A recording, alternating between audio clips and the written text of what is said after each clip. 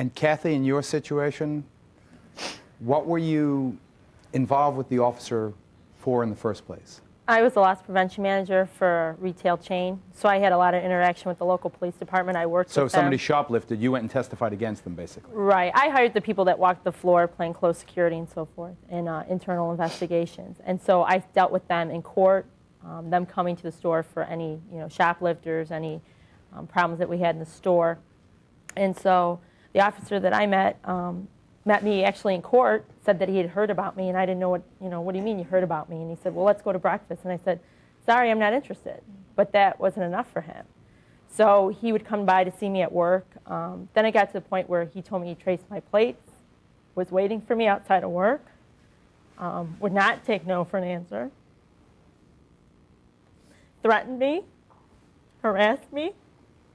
That was something I did not need to have.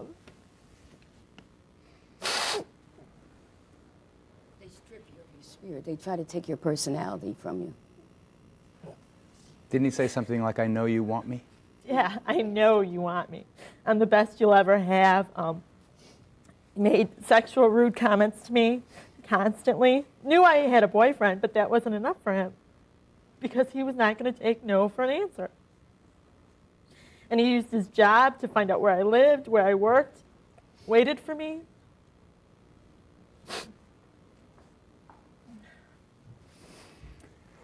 Rogue cops. This is what happens when they target women.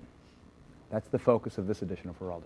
Regular viewers of the program recognize Kay Thompson from WLIB. What do you think? How common is this? I haven't personally heard that it's that common, although it does happen, and it happens with more frequency than we care to admit. And I have to tell you this, Geraldo, that every single one of those women up there deserves so much applause because of the fact that you're taking the first step. It takes a lot of courage. It takes a lot of courage to come, on television and talk about something that you feel that you can't do anything about. But you've already taken the first step. You're speaking out. What did you do? You brought it to the press. You brought it to the national, to the international press. You brought it to Geraldo.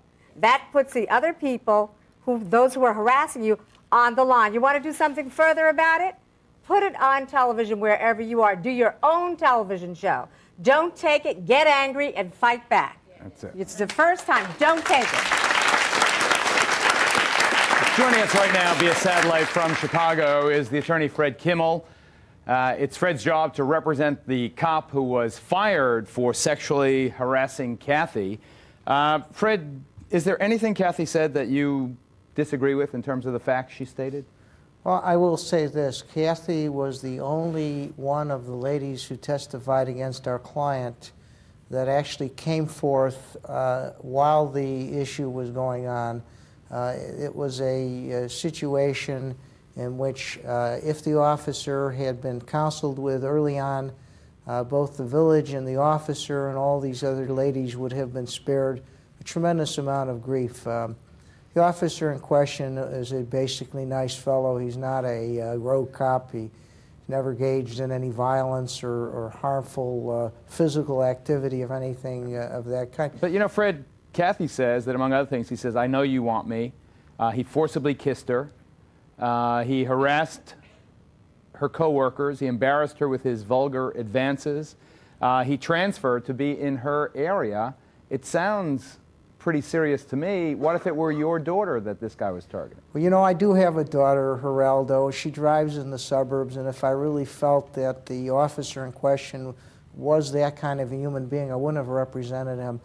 Most of the testimony by other witnesses that testified indicated that whenever they would say something like, I'm not interested, or you're vulgar, or some clear message that he'd go away, that he would. He was a young fellow, good-looking fellow. But Fred, isn't it not a fact that aside from Kathy, there are 9 other women who claim that this guy was what she says he is?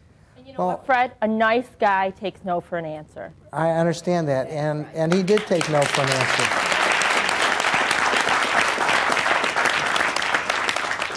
The truth of the case is that in this officer's situation, he did take no for an answer. In virtually every situation other than Kathy's, These were one-shot deals, one single incident, isolated occurrences, and as soon as the females made it clear to him that they weren't interested, he desisted immediately. This is Why Rick do they have Wimmer. to make it clear anyway? Yeah, go ahead. Go ahead, Marie. Why? Why? Because he's a police officer, so that gives them the right to have anything to say. Do it off duty. Do it on a telephone. Make a date. Don't do it that way.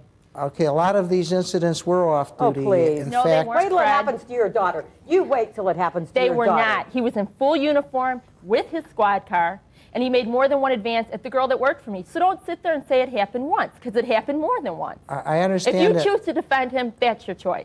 In Fact of the Kathy's- matter is, he's a lowlife who had a badge who shouldn't have.